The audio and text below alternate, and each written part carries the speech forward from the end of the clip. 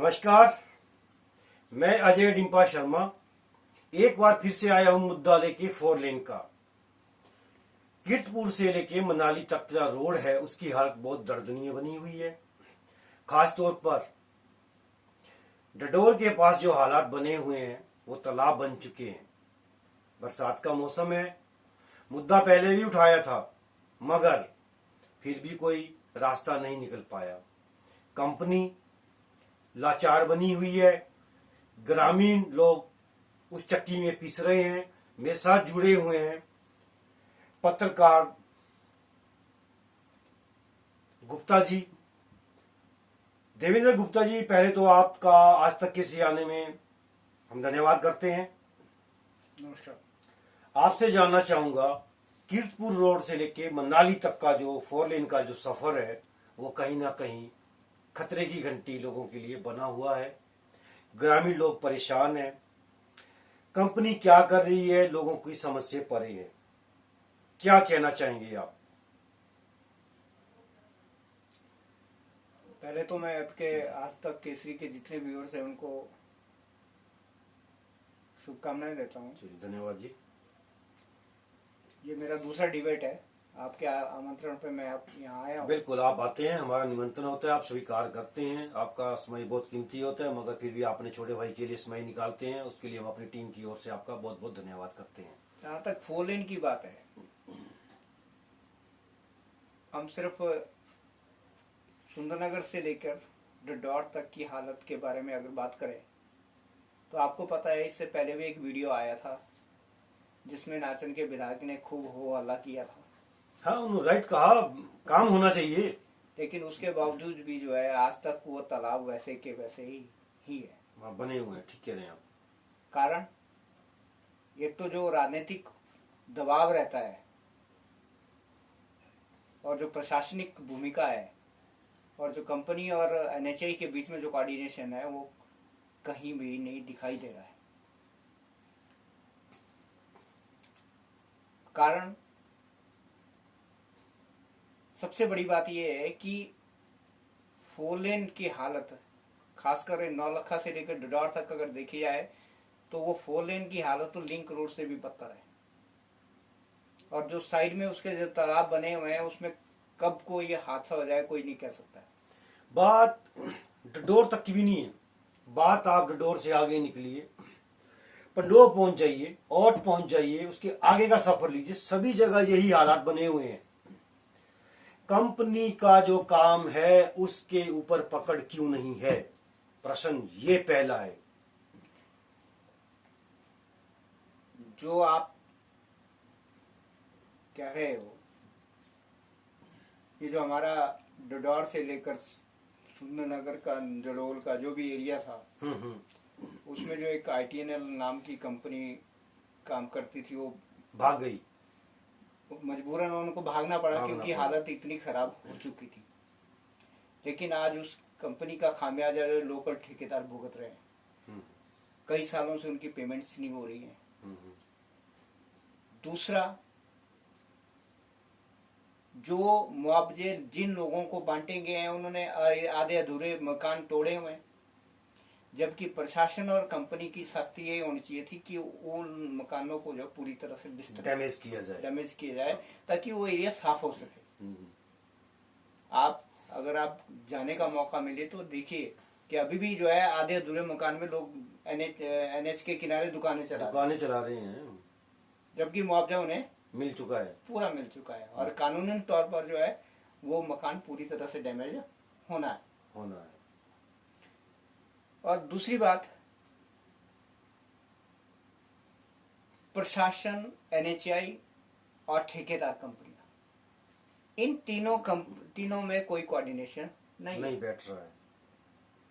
अगर प्रशासन सख्त हो जाए, अगर NHI के साथ कोऑर्डिनेट करे, आप ये देखिए कि अभी तक जो है पोल तक नहीं उखड़े हैं जो NHI से उखड़ने चाहिए। जो 4 लेन के किनारे अभी भी जो है कई जगह ऐसी डैमेज सेक्टर बन गए हुए हैं कि कहीं भी कोई हादसा हो सकता है और हो चुके हैं जी। अब कंपनी जागेगी तो कैसे कंपनी जागेगी? बात यह है, ग्रामीण लोग पिस रहे हैं, बार बार वो लोग उठाते हैं मांग, रोड पक्का किया जाए, नहीं हो रहा है। क्या करें अब इसके ऊपर? ग्रामीण लोगों की फसलें तैयार है, सेब की पैकिंग का कार्य शुरू हुआ, सेब की फसल जा रही है, उसी रोड से जाएगी, मगर रोडों की हालत खस्ता है। तो कंपनी जो है, एनएचए की जो कंपनी है, उसके ऊपर आप क्या कहना चाहेंगे? क्या तबादला रणनीति चली हुई है? जो लोग कार्य कर रहे हैं उनका तबादला कर दो, दूसरा लाओ, 4-6 महीने के बाद उसका तबादला कर दो और काम रुका रहे। बिल्कुल। अभी तक कितने ही डायरेक्टर जो है, जब से प्रोजेक्ट शुरू हुआ है, कितने ही डायरेक्टर जो है 6 महीने या 1 साल के बाद बदल जाते हैं,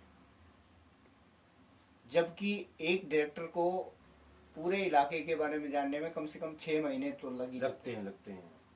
जब वो 6 महीने तक उस काम को जान लेता है, उसके बाद उसका राजनीतिक तौर पर या उसकी जो नीतियों को देखकर, काम करने की नीतियों, जब अगर वो सख्ती से काम लेता है तो कुछ लोग उसके खिलाफ जो कॉन्स्पिरेसी करके जो है उसको हटाने की कोशिश में लग जाते हैं। गुप्ता जी, मैं रोकना चाहूंगा, पूर्व एडीएम भी हमारे साथ जुड़ रहे हैं, BR कोंडल जी।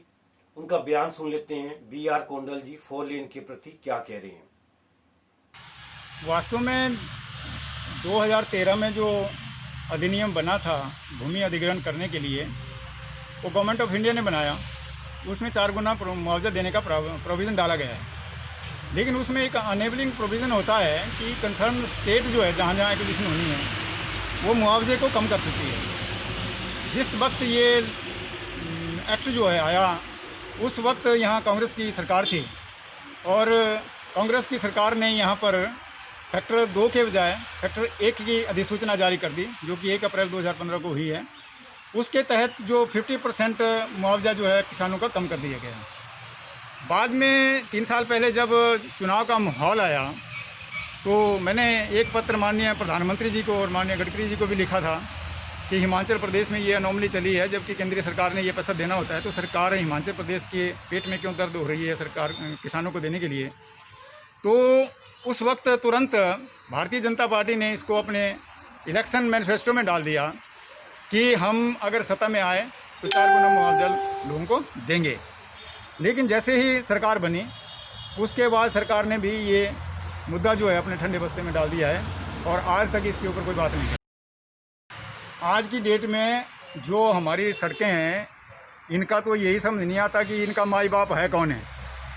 अगर PWD विभाग को बोलते हैं तो बोलते हैं ये हमने हैंडओवर कर दिया NHAI को। अगर NHAI के जो यहाँ पर डायरेक्टर बैठाया है उनको पूछते हैं तो बोलते हैं हमने दे दिया है ठेका कंपनी को, और कंपनी का अता पता कोई नहीं कि कंपनी होती कहाँ है, और लोगों के साथ कोई संपर्क ना तो डायरेक्टर का है, ना PWD का है, और ना उस कंपनी का है जिसका बनाने का ये दायित्व है। आज की डेट में ये जो 4-4 फुट गड्ढे आपको सड़कों में दिख रहे हैं, इसका कारण यही है, और इसका खामियाजा जो है वो वर्तमान सरकार को भुगतना पड़ रहा है, क्योंकि लोग जो गालियां देते हैं वो सरकार को देते हैं, ना कि कंपनी को और NHAI को।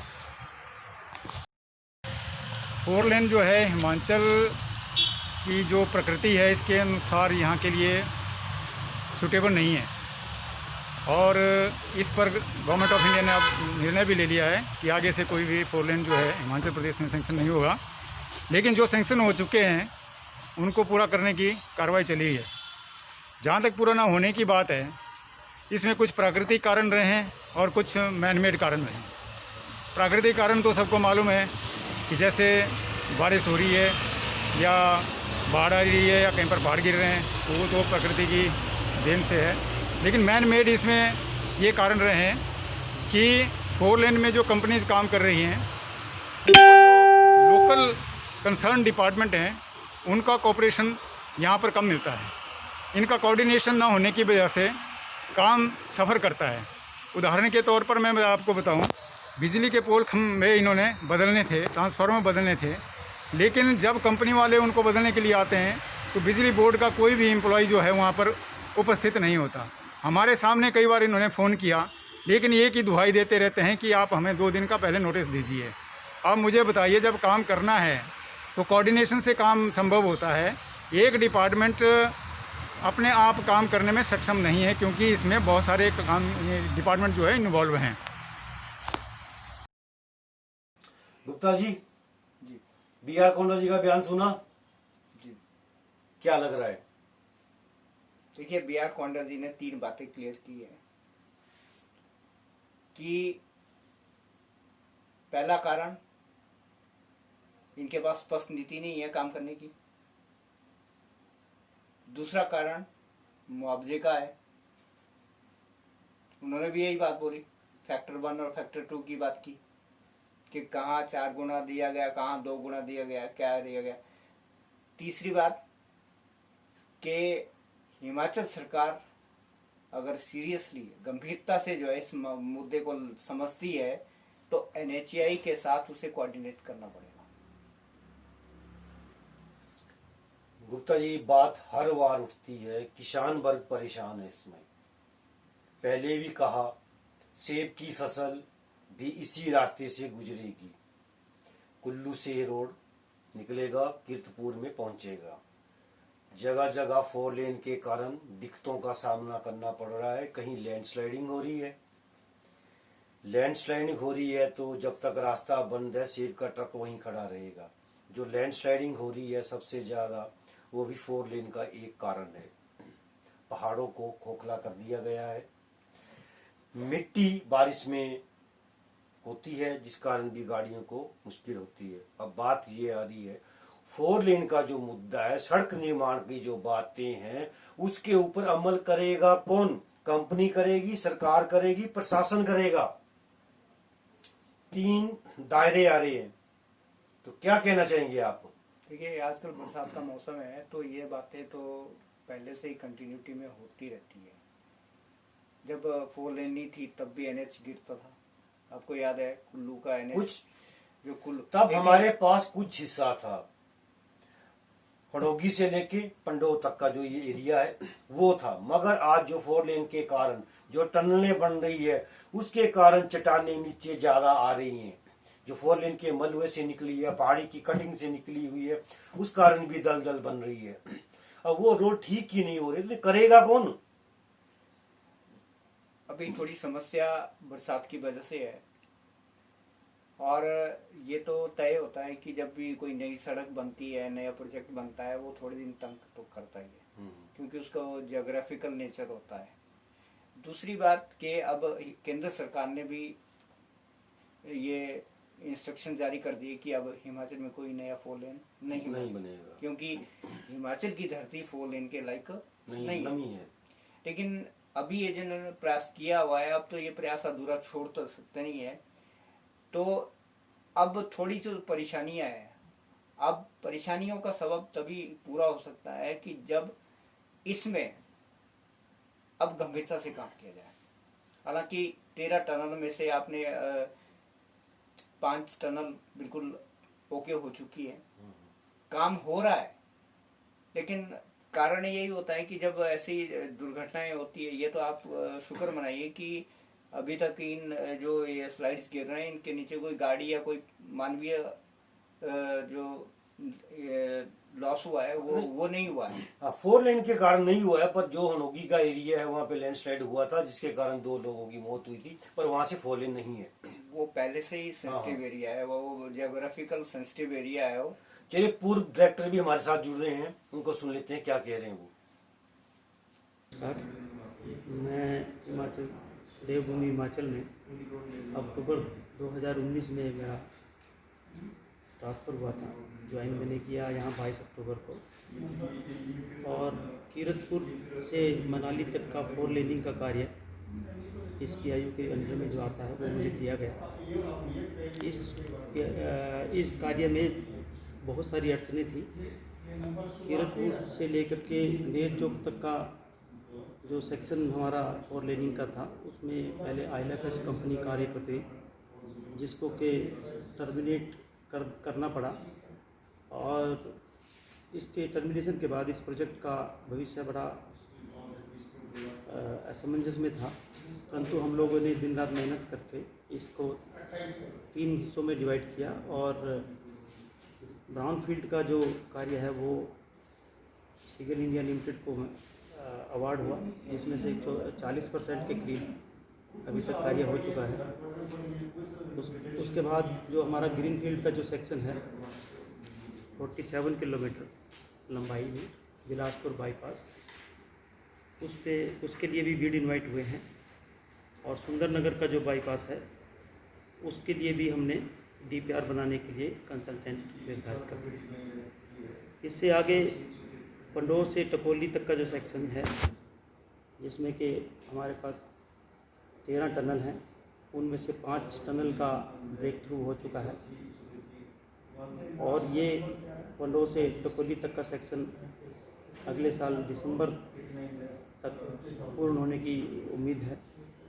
टकोली से कुल्लू जो सेक्शन हमारा है उसकी 70% के आसपास प्रोग्रेस हो चुकी है। और इसका भी कार्य अगले मार्च तक हम उम्मीद है कि इसको पूर्ण कर पाएंगे। कुल्लू से मनाली तक का कार्य भी पिछले साल अक्टूबर में पूर्ण हुआ है। इसमें एक ब्रिज का कुछ कार्य बचा हुआ है जो कि मार्च 2021 तक पूर्ण कर लिया जाएगा। जहाँ तक मेरे एक्सपीरियंस का ताल्लुक़ है, मेरा एक्सपीरियंस यहाँ बहुत अच्छा रहा। लोगों का बहुत कोऑपरेशन मिला। प्रशासन की तरफ से भी हमें पूर्ण सहयोग समय समय पर मिलता रहा और किसी तरह की हमें कोई कठिनाई इसमें नहीं आई।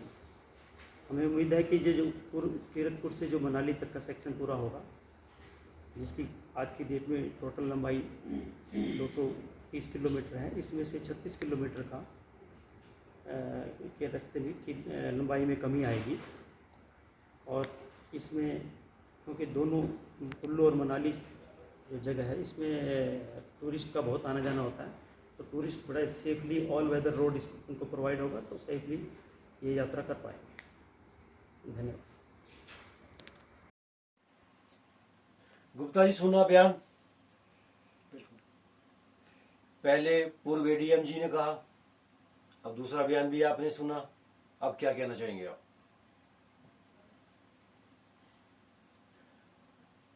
देखिए, जनता की जो समस्या है, खासकर ये प्रभावितों की समस्या है। ये जनता की समस्या नहीं है, ये प्रभावितों की है। लेकिन इसमें भी मैं ये कहना चाहूंगा कि कुछ प्रभावित जो अपना मुआवजा ले चुके हैं, उनको तो अब कम से कम NHAI और कंपनी को साथ कोऑर्डिनेट करना पड़ेगा। बिल्कुल। जो मकानों के पूरे मकान के मुआवजे मिले हैं, जिनको पैसा मिल गया, लाखों की रकम मिल गई है, उनको तो करना ही पड़ेगा। उनको अपने वहां से इलाका साफ करना पड़ेगा।